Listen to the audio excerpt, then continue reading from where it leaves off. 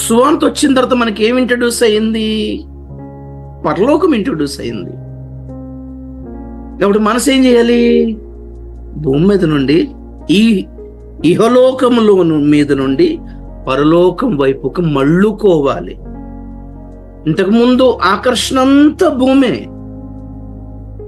ఇప్పుడు మనసులో ఉన్న ఆకర్షణ అంతా పరలోకమే.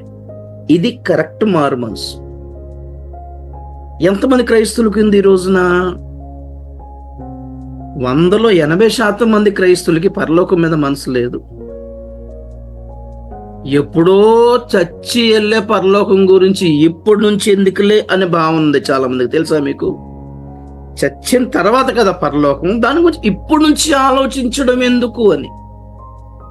మరి అక్కడ యేసు ప్రభు చచ్చిపోబోయే వాళ్ళకి చెప్పాడు ఆ సువార్త, లేకపోతే బాగా బతుకున్న వాళ్ళకి చెప్తున్నాడు ఆ సువార్త? సమాధుల తోట దగ్గర కూర్చొని ఆ సమాధుల దగ్గరకు వచ్చే వాళ్ళకి చెప్పాడు ఆ సువార్త, లేకపోతే హాస్పిటల్కి వెళ్ళిపోయి సావులు బతుల మధ్యలో ఉన్న వాళ్ళకి ఇప్పుడు చచ్చిపోబోతున్నావు కాబట్టి పరలోకం అని చెప్పాడా? క్రైస్తవుల మెంటాలిటీ అండి, నేను ప్రభు ఇప్పుడే రాడు అన్న ఫుల్ కాన్ఫిడెన్స్ లో ఉన్నారు. అది పక్కన పెడదాం. ప్రభుని ఎదుర్కొనేటప్పుడు నేను కరెక్ట్ గా ఉన్నానా లేదా అనే భావన కూడా లేదు.